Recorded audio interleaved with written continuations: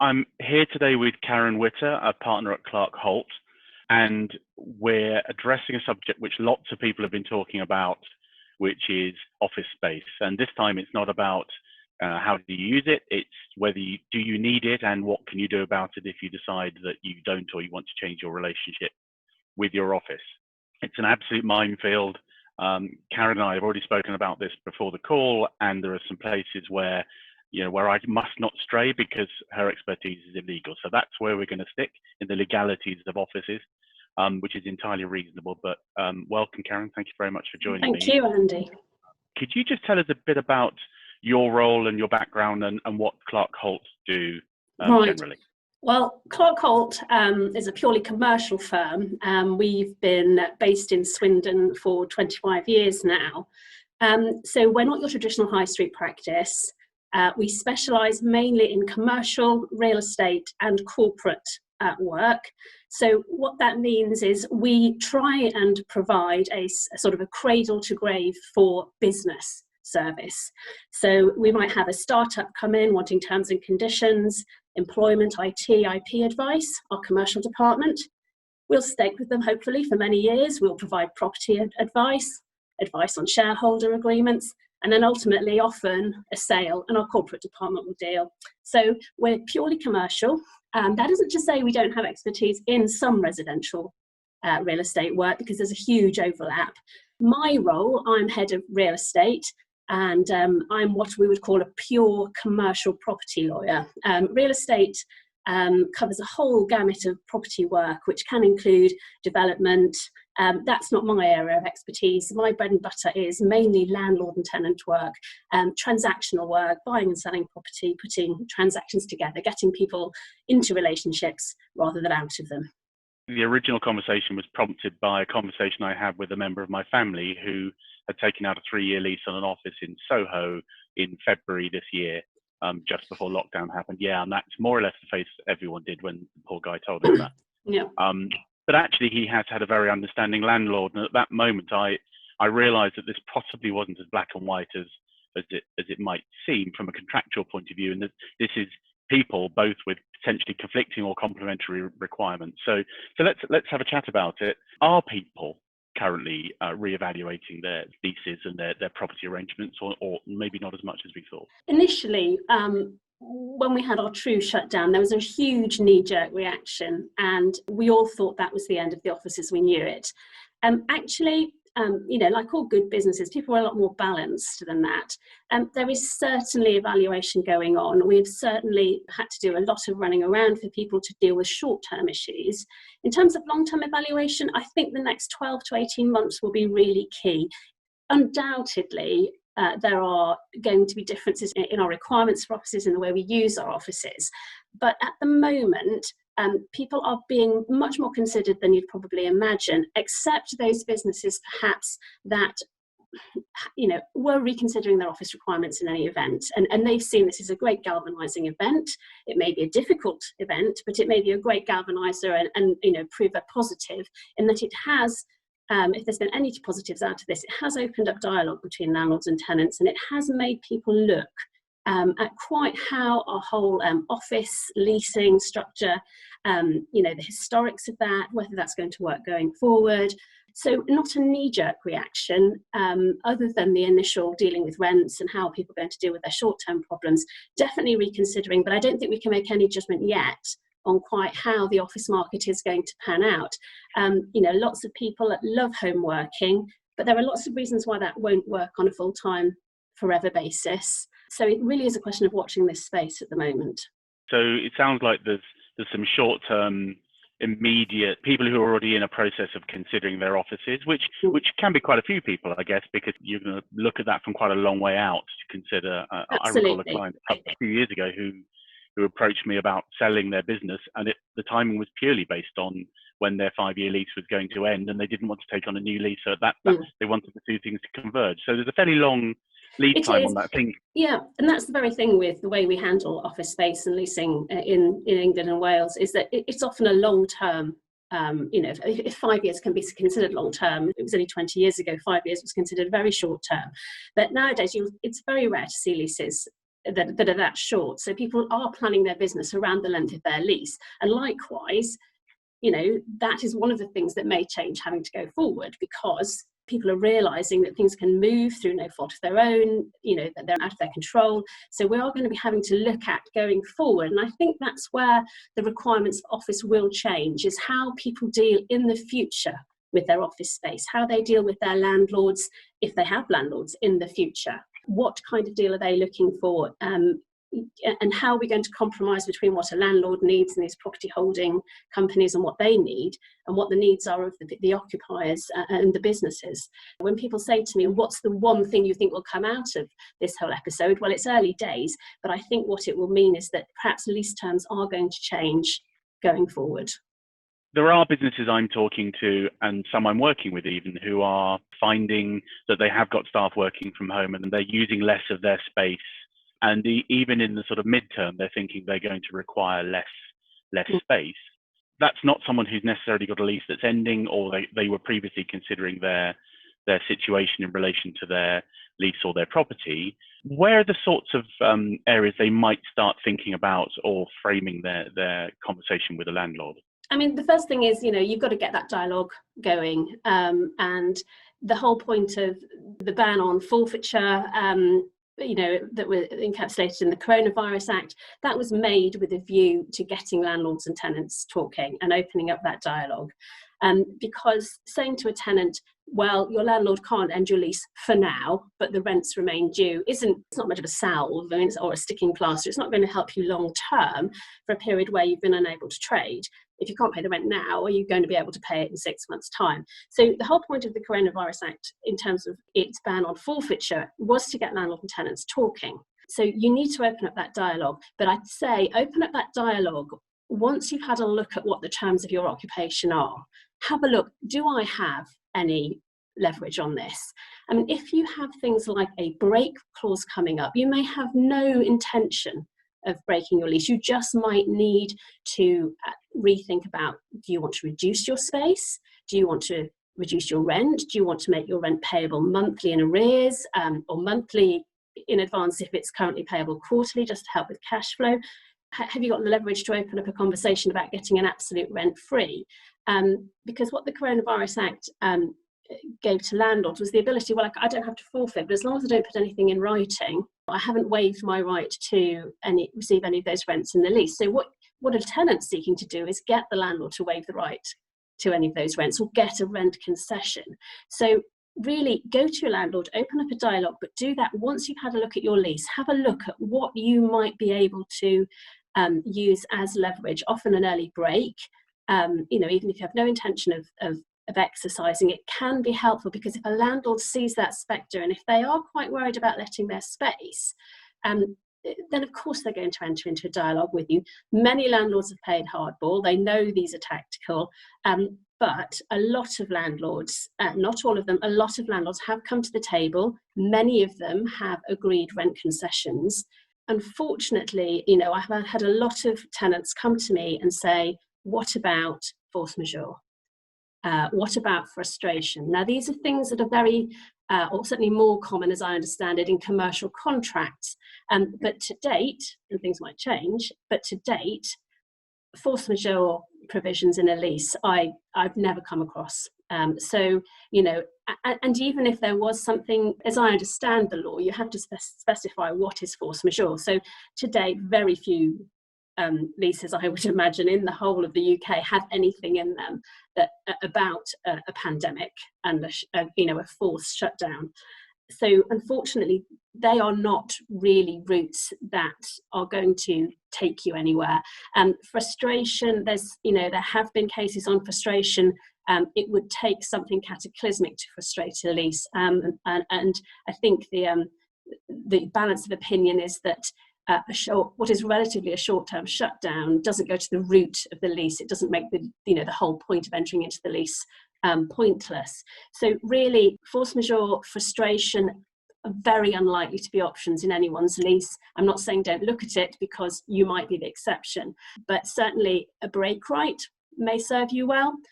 If you're a tenant and you're thinking, my landlord's going to play hardball, or I want to play hardball, I'm going to say I'm going to exercise this break, or indeed, as I have seen, some people have just walked away, handed the keys in, walked away. Really have to consider, if you've got a big rent deposit, have you got any guarantees on that lease? So those are the sort of things. Open up a dialogue and then start thinking about, what is it I want? Do I want to hang on to the space long term? Do I just need some kind of rent concession? What kind of rent concession do I need? Do I need to have a rent free? Am I going to be forever unable to pay the rent for this period? Or can I afford something? What's very clear is that tenants are being encouraged not to use this as an excuse. If you can pay the rent, you should pay the rent. And I've been astonished at how understanding some landlords have been, and astonished equally by how difficult other landlords have been. I wouldn't say it's big business, little business. It's really just down to individuals, their own cash flow. I mean, let's not forget, not only are landlords answerable to shareholders and investors, they've got their own debt covenants. There is only so far many landlords can go before they're in breach of their own financial covenants, so to their lenders. So I think tenants need to bear that in mind. In any negotiation, I was once told years ago that the best deal is one where both parties feel they've done well out of it. So leave something in for the other guy is another way of maybe saying it. Absolutely, yes. And so with a landlord, it seems to me understanding what the landlord might be dealing with would be useful to some tenants, rather than simply seeing it from their own perspective. Yes. What are those challenges? You've touched on a few, but what are the challenges that landlords are facing themselves at the moment?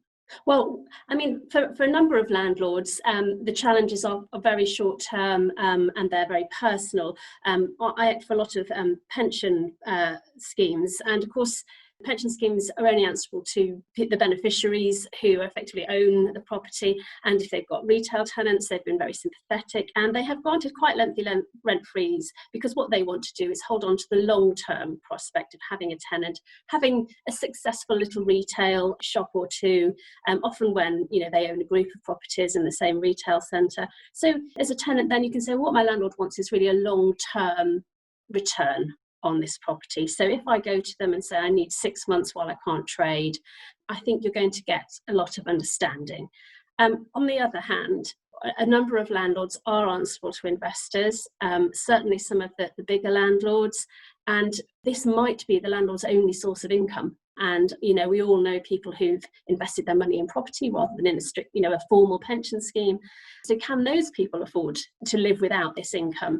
I think some of the bigger landlords have had to be incredibly hard-nosed, because they are answerable to shareholders, and those shareholders are one removed and perhaps not looking at the bigger picture necessarily. Those bigger landlords do have to carefully consider what is in the best interests of the shareholders, ultimately the company. And I think, what a number of tenants are saying to me, that it isn't that they can't pay any rent, but they just can't pay the whole of rent, or they can't pay it now, or they need to be presenting the landlord with a case that shows that they do intend to stay long term, or that we are able to pay you this now to exit. So there is that upside for the landlord, and the landlord can then take that away to investors and shareholders and say, this is the deal we've got, and we think this is good in the circumstances, or we think we can do better. I think that's great. And what I'm also hearing is that it is important to understand your landlord's position, and not just their immediate position, but who they're reporting into potentially, and the thinking that's informing the position they're taking relative to you. So that bears some real thought, and of course that goes to having the proper conversation. But once you know what your lease says. Surprisingly, Andy, I've had a lot of deals where people, in exchange for extended rent frees, have actually taken a longer term on their offices. Which is why I say it'd be really interesting to see what pans out in terms of this new requirement for our office space. How would a tenant start to assess their own lease and their own position? What documents should they be looking at? What should they be checking? Well, let's assume people have leases. That's got to be the first document you go to, but it's not the only thing you need to think about. You need to think about, I touched on earlier, did anyone give a guarantee? Have we got a rent deposit? Because whilst the Coronavirus Act prevents landlords still from taking forfeiture proceedings, if they've got a nice juicy rent deposit deed that says, you default on the rent, our landlord can take your money, that then leaves you with an obligation to top up that money So you do have to think about, should I just stop paying rent? They can't take forfeiture proceedings. Should I just stop? Just think about it. Take some advice. Often we find tenants, they've paid a rent deposit, and believe it or not, they do forget that they've paid a rent deposit. So make sure that your lawyer says no, just hang on a second.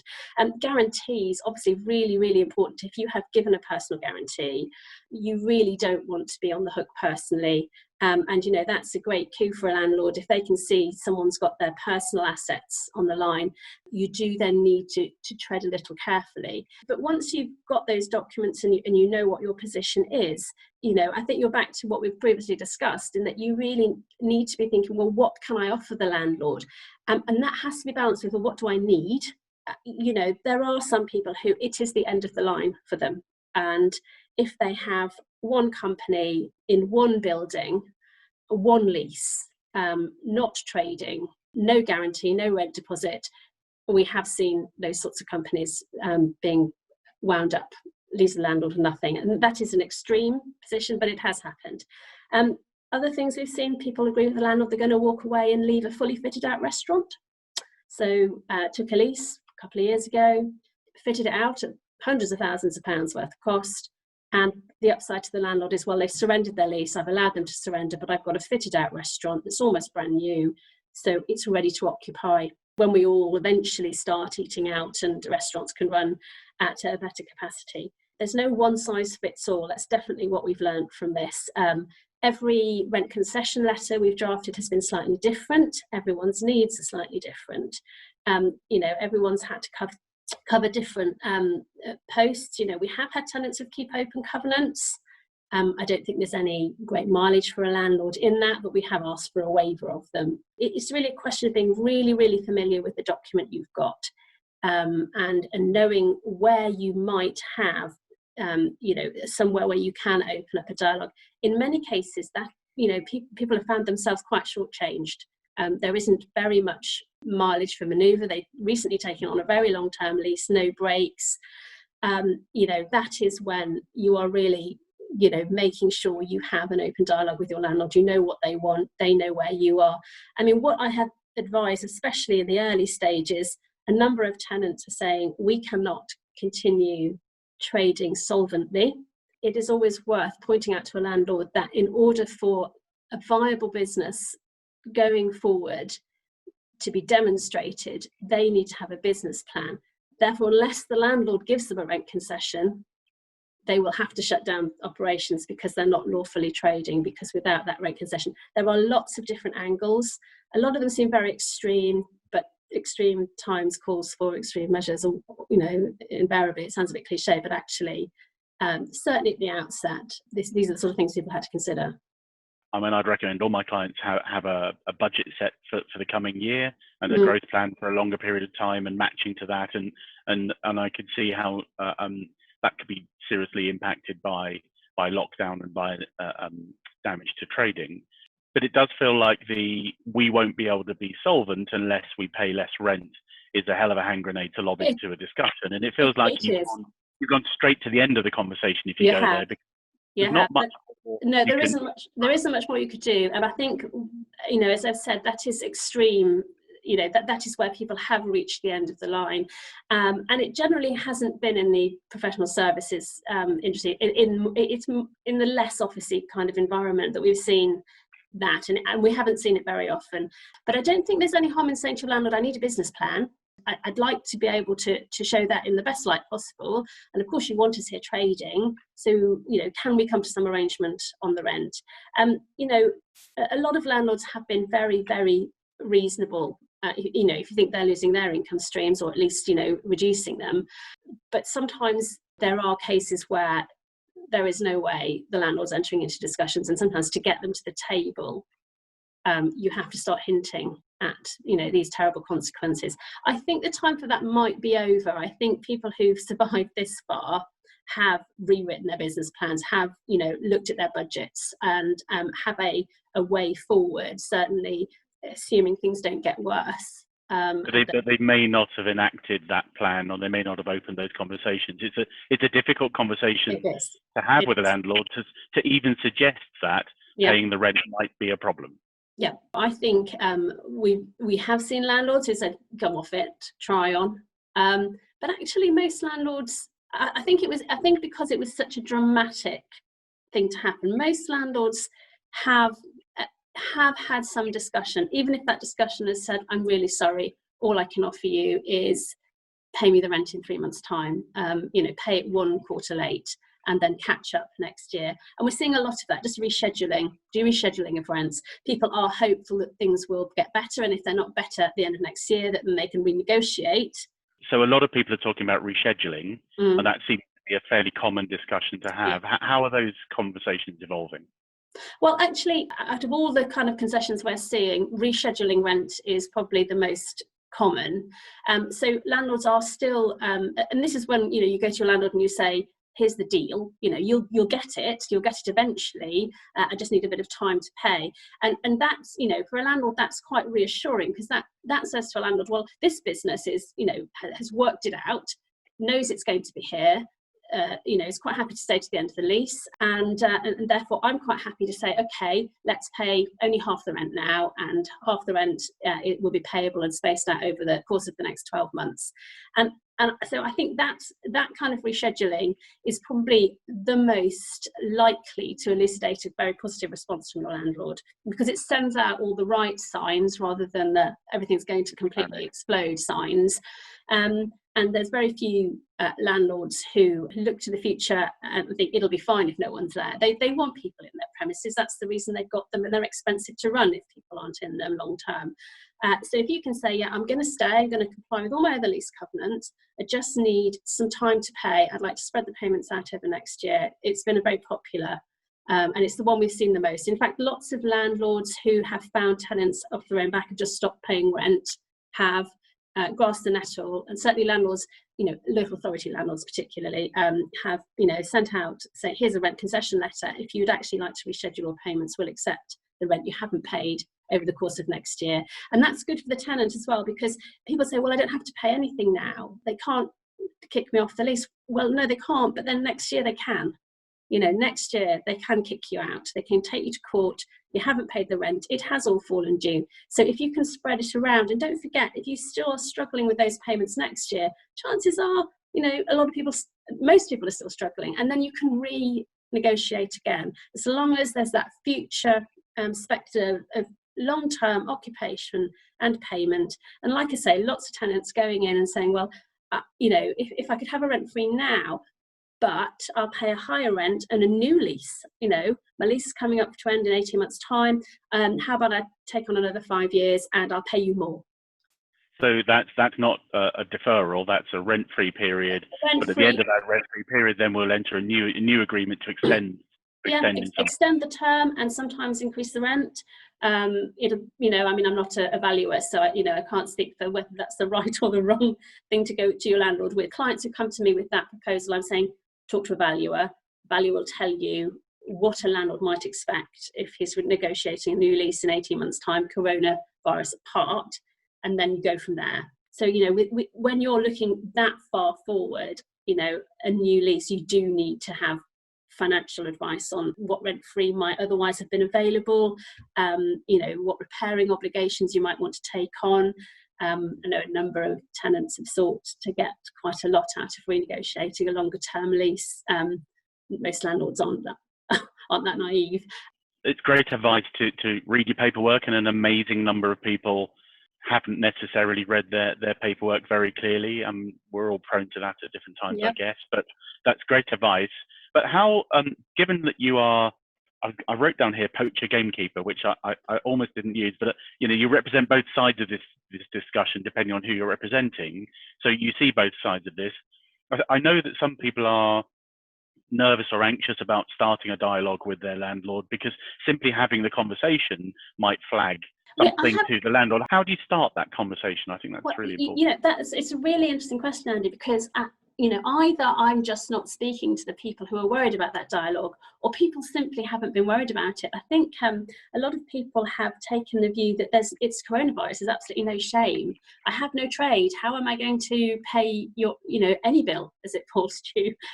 So perhaps we see a different side of things here, because either people are saying, well, I'm not going to have that discussion because I couldn't possibly broach that with the landlord. Well, they're not coming to us. It's the people who really do need to have that conversation, or the very canny people who just think, I'm going to have that conversation, who are coming to us. From the landlord side, we have a mix of landlord clients, and I'd say for each one that's very happy to enter into some kind of discussion, there'll be one that says, no way, they can pay the rent, why should I give up my income?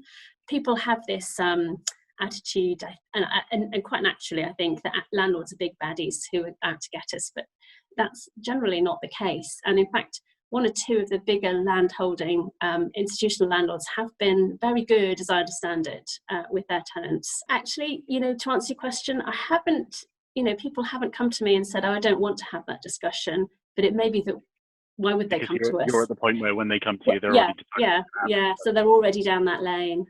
You've made another point there, which is around perhaps in the world of ESG, where bigger businesses and pension pot plans have to be aware of their social responsibilities. They can't risk being seen to be aggressive landlords, and so curiously, maybe these days, the larger the landlord, the more reasonable they're prepared to be. But you can't. I guess it's hard to judge. It's very hard to judge. But it's like those landlords, they're not in the business of making themselves unpopular. They're in the business of making sure they're good, responsible landlords, and generally they are.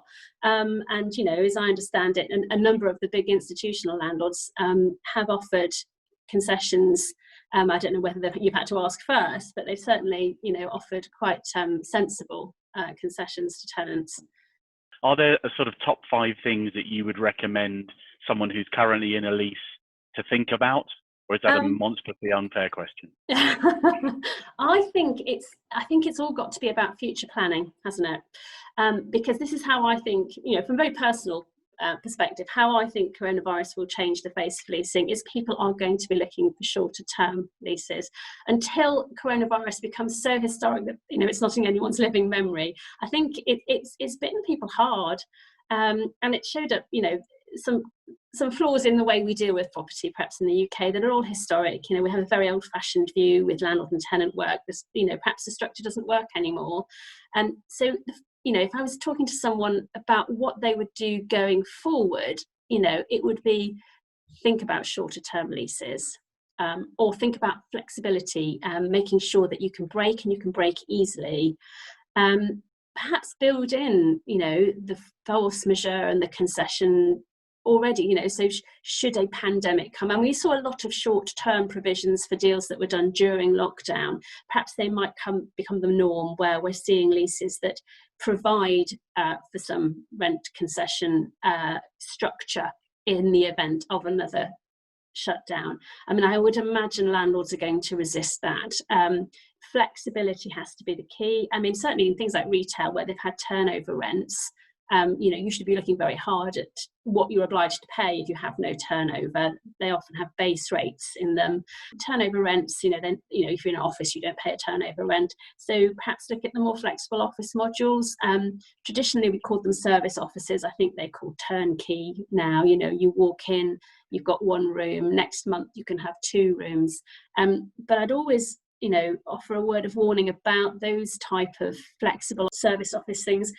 People sign them up because they think this is really flexible, and then when they look, they've got them for a year, and if they don't serve notice, they've got them for another year, and that's not quite so flexible as being able to move your office requirements on a kind of quarterly or monthly basis. So I think it's not so much a top 5, but if you're looking forward, it's look at short-term leases, more flexibility, building in some kind of structure for a concession or a rent-free should the same thing happen again. And could you work in an environment that was a shared office space? Does your business lend itself to that? The irony of coronavirus is it stopped hot desking. For a lot of big employers, the main bar in getting staff back to the office has been the cost of compliance with health and safety. So I think perhaps people will have that in mind. What do I need to do if I need people in the office? Really, how am I going to operate my business? Are we going to have some people at home, some people working? And then how much space and how much flexibility do I need around that? but it's a hard question to answer. And I'm an absolutely horrible question. But the key, curiously, as ever for planning forwards is to have a plan, isn't it? That's what you said. Really is. Absolutely. Really understand your business. Try and understand what your requirement's going to be. If only half of your staff, or if people only need to be in half the time, then how's that going to impact on your office space requirements and how you keep people safe? So I think, as ever, to really plan well, plan well for the future, you need to have thought very thoroughly about what you need to operate your business. And that's kind of what's changing right now, I think, which is then driving conversations. And maybe we haven't seen all the conversations yet because people haven't resolved. We don't know if there'll be another lockdown or whatever. No. There's a couple of real quick questions here. Can tenants stop paying business rates at the moment? The short answer is no. I would always say, and because of the way the government rolled out all the savings on business rates, it really comes down to each rating authority and how they administer that. Don't stop paying them. There isn't a rule that says they can't, the local authority can't take enforcement proceedings. And certainly, my understanding is that it has now been firmly decided that if your premises are empty just because of the shutdown, that isn't something that qualifies you for empty rates allowance. Obviously, certain businesses like the retail, estate agents, restaurants, they were, specifically named businesses where local authorities have an assurance that they'll get the money from central government so they can allow discounts. But what you really need to do is just log on and have a look. And because local authorities and rating authorities have discretions anyway with rates, just let them know who you are, what kind of business you are, and what concessions they're going to offer.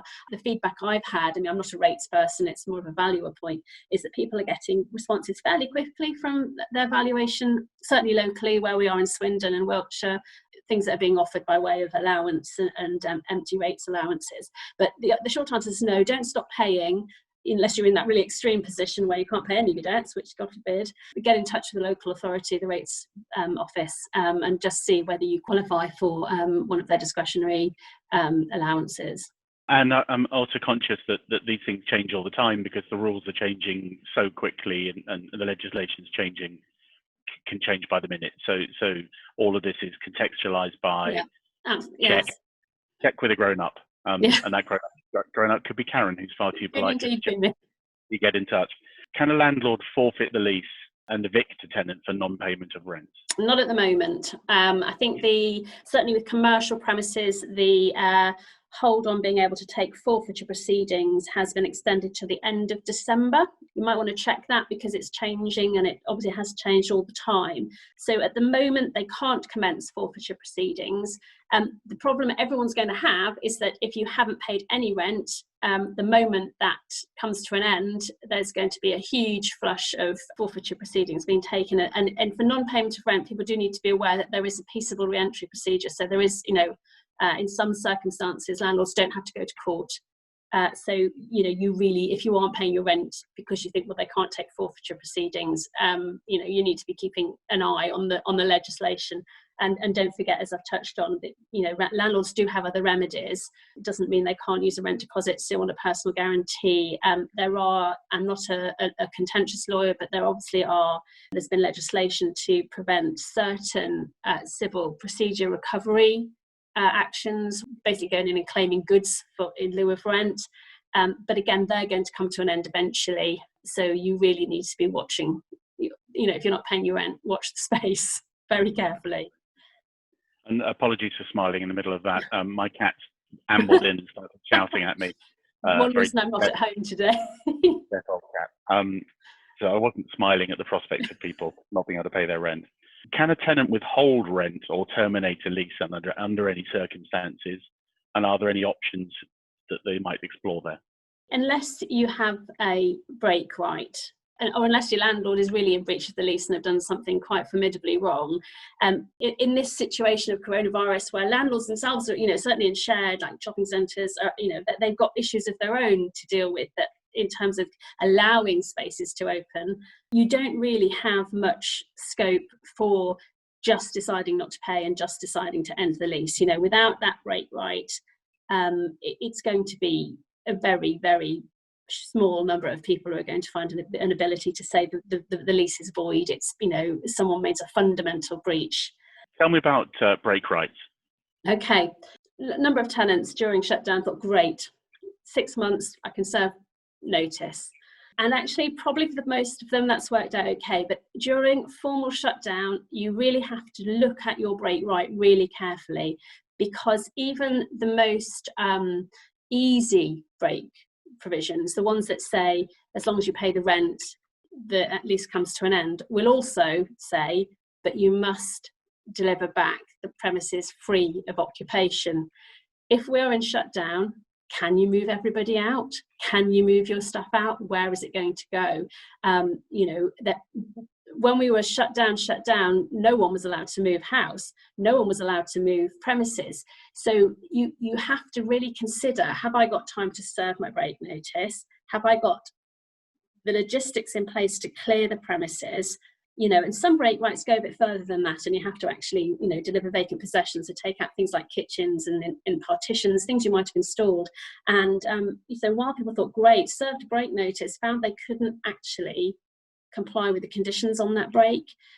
So, you know, it's more going to be an issue if we're back into a formal shutdown position.